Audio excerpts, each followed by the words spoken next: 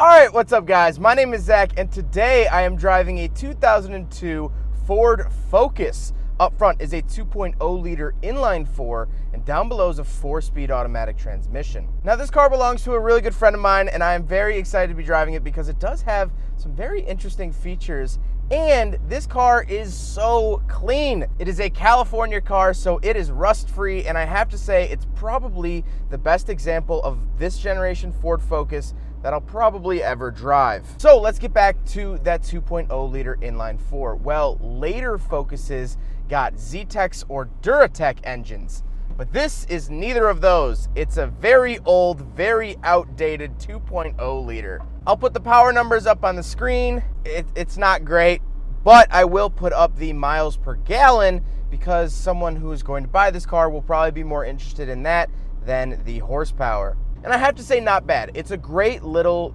get-around car, and I'll talk more about that a little bit later on. Like I said, paired to it is a 4-speed automatic transmission. I don't really have any major complaints about it. It's a very lazy transmission. It shifts, it does the job. It doesn't rattle or anything. It doesn't shake, it doesn't clunk into gear, but it's an automatic transmission from essentially the late 90s, so I'm really not asking too much of it. Last but not least, the Focus is front-wheel drive, of course, but there's something I do want to touch on, which is the rear suspension. So this Ford Focus has something called control blade suspension. And while control blade is pretty much just Ford jargon for something that they came up with, it's like Band-Aid or Xerox, it's actually sort of interesting how the rear suspension works. It's very similar to traditional independent rear suspension. However, it's a lot more compact, and that has two main benefits. First of all is trunk space. You don't have these huge strut towers coming into the rear trunk, and I like that a lot. It gives you a lot more room, and it's a very compact system. So on a small car like this, it doesn't take up too much room.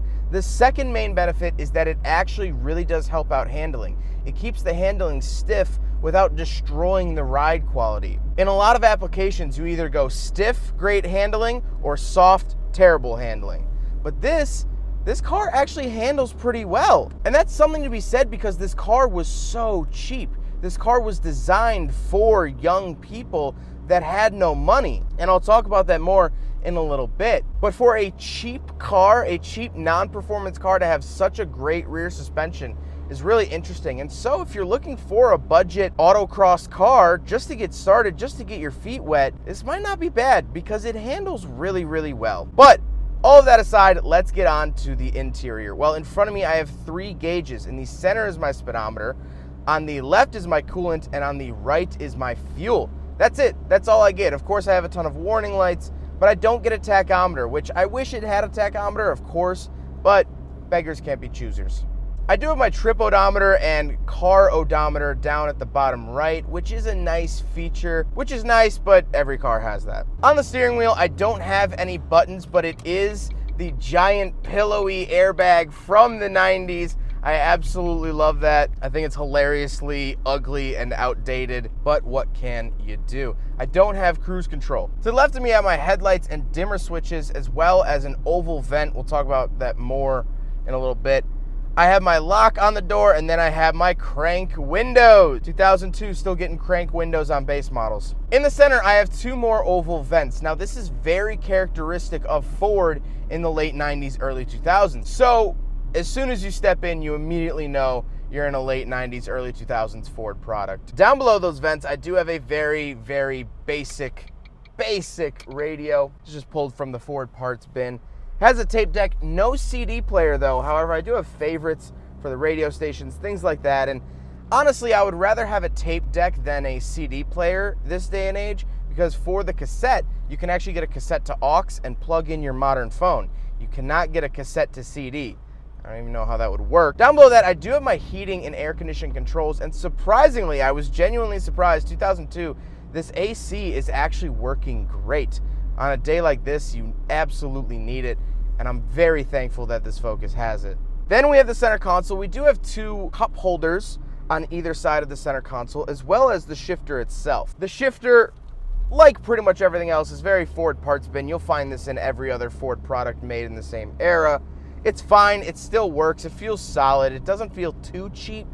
It's on the cheaper side, but definitely not bottom of the barrel. I do have a physical parking brake as well. Although this isn't automatic, I still like seeing physical handle parking brakes in vehicles. The seats are nice and comfortable. They are cloth. This one has a Duck Dynasty cover on it, but they are nice and comfortable, and honestly, more comfortable, I would say, than some modern economy cars. They're not uber luxury, but I'm not complaining about them. But speaking of seats, we do have back seats, so let's do a backseat review. All right, so we're in the back of the 2002 Ford Focus, and it's crammed back here. It's not great. I have no features. I don't even get a light. I have the roll-down windows, no center console.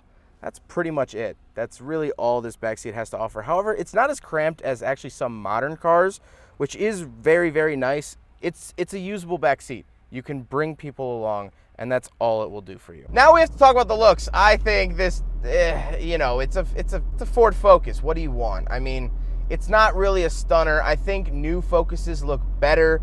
However, this is sort of the Focus that I grew up with. If anyone's familiar with some of the rally spec Ford Focuses that Ford was putting out at this time, and actually there was a whole cheating scandal with Ford of their rally Focus. They were doing some illegal stuff with turbos. But if you remember that era, then you remember this body style fondly. Of course, those were hatchbacks, and this is the sedan. So, of course, a little bit of difference there, but I'm not complaining. Now, let's talk about this car as a whole. When this car first debuted for the 1998 model year, Ford marketed this towards young people. This was supposed to be the young person car, the cheap young person car that anyone with a couple bucks could get into. It would be a nice, reliable daily and a good showing for the Ford badge.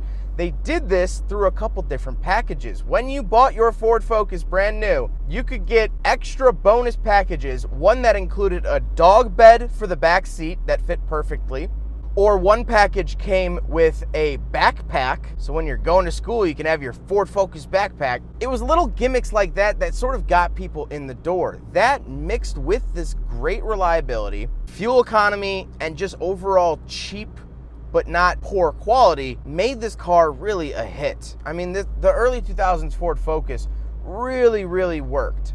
And that's why it's perfect for young people. This is a cheap, easy car to get into. It's easy to drive, and it just works. That's why it is the perfect car for my friend Morgan, who owns this car. She's driven it for the last couple of years, and it has served her well. However, the handle on the driver's door no longer works from the outside, so you do have to crawl through it. Apparently, that's a pretty common problem. The actual handle, the cable snapped on the handle. Apparently that's a common issue, so you might want to look into that if you're looking into buying one of these. And the starter motor went out, so one night after dinner, I had to jump on the front of it to try to get the starter motor to work. We got it to work, but that did need replacing. But besides that, this has been a great car for her. We recently graduated college together, and so with that, she is getting a new car soon. And it's going to get sold to another person that just needs a cheap little reliable car. It's not record breaking.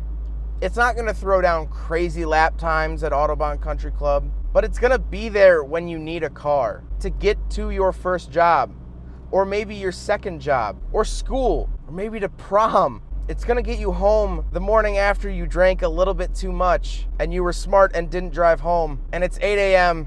and you have work at 9, and it feels like someone hit you with a sledgehammer over the back of the head. Your life is probably pretty miserable at that point, but your little Ford Focus is gonna start up, and it's gonna get you home, and it's gonna get you back in that bed eventually. It's just going to work. It's not flashy, it's not glamorous, but it works. It just works. Well, I hope you guys enjoyed the video. Huge thank you to Morgan for letting me take out her Ford Focus. I don't think I'll ever see one with this lacking of rust ever again. And so thank you for letting me do that. I absolutely love it. I love this little thing. It's a great little car. But I hope you guys enjoyed the video. Don't forget to rate the video, comment on the video, and subscribe if you really liked it. Take care, guys.